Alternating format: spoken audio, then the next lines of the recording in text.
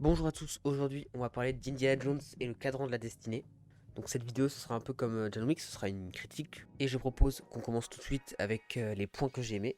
Ce que j'ai bien aimé déjà dans les points positifs du film, c'est que les personnages, déjà ouais, que ce soit Indiana Jones, j'ai vraiment eu l'impression de retrouver le personnage des années 80 et même le personnage de 2008 avec le quatrième film. Le personnage reste le même et c'est toujours très bien parce qu'on pouvait s'attendre à ce qu'il change le personnage et le fait qu'il ne soit pas changé, c'est déjà bien. Après, il y a aussi les nouveaux personnages, donc il y a sa filleule, je crois, ouais, et un enfant, et j'ai oublié son nom. Ce sont deux personnages que j'aime bien. Je pensais au début que ce serait sa filleule, faudrait que je retrouve son nom, attendez. Elena Shaw, du coup, c'est ça? Ouais, Elena Shaw. Et son personnage, je l'aime pas mal. Je pensais que ce serait elle qui reprendrait la relève et tout, et qu'il y aurait des films après avec elle. Mais bah, je pense pas. Je pense que l'univers restera comme ça. Pour revenir sur les personnages, ouais, j'ai bien aimé les personnages, je trouve assez intéressant. Euh, Même l'enfant, alors que normalement les enfants dans les films, je les déteste. C'est trop bizarre de dire ça comme ça, mais ouais, je sais pas pourquoi les enfants à chaque fois dans les films, je les déteste. Mais là, je l'ai bien aimé. Et en plus, il est français, donc c'est peut-être pour ça que je l'ai bien aimé. Les méchants aussi dans le film, j'ai bien aimé.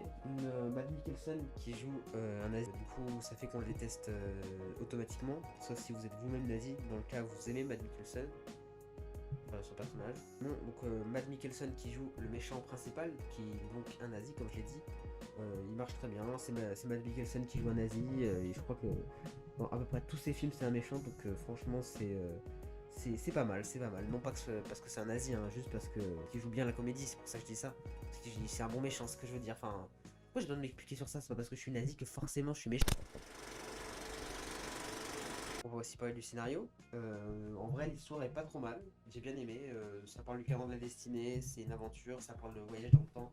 Et même la fin et tout est très stylé. J'aime bien aussi la conclusion. C'est une meilleure conclusion que le 4 de toute façon. Donc j'espère que ça restera comme ça. Et que ça ne changera pas parce que franchement, ça va me saouler si Disney fait encore 14 de suite à Indiana Jones. Mais à part ça, non, moi j'ai bien aimé. C'était très sympa. Je trouvais le film pas trop long. Voilà.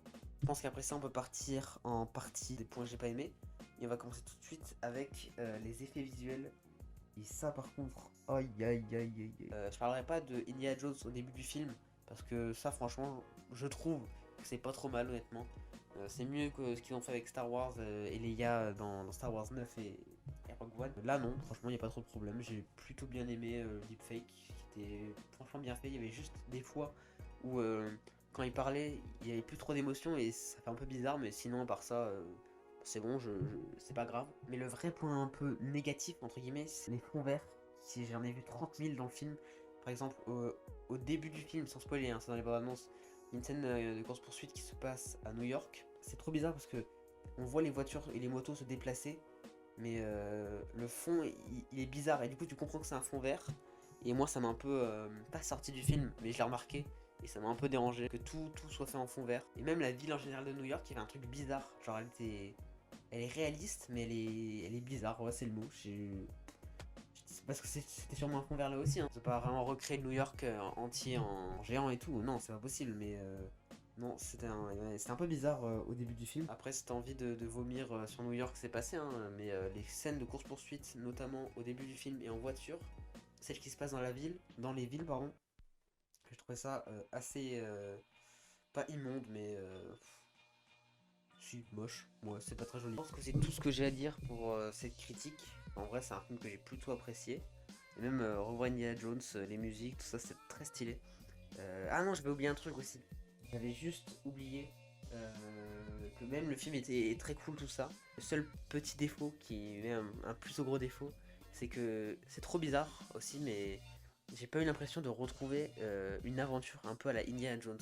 Genre dans les trois premiers films, pas dans le quatrième, hein, parce que lui, on lui chie dessus, mais dans les trois premiers films, euh, on a l'impression vraiment de partir avec Indiana Jones, et dans le 4 et dans le 5, on a moins l'impression de partir avec lui et c'est un peu dommage, je trouve. C'est pas un point qui est vraiment hyper grave, mais juste un peu dommage parce qu'on perd quelque chose du côté Indiana Jones, quoi. C'est dommage, voilà.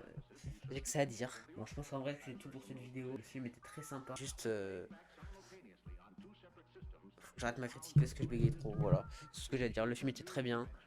Passez une bonne journée. Bisous.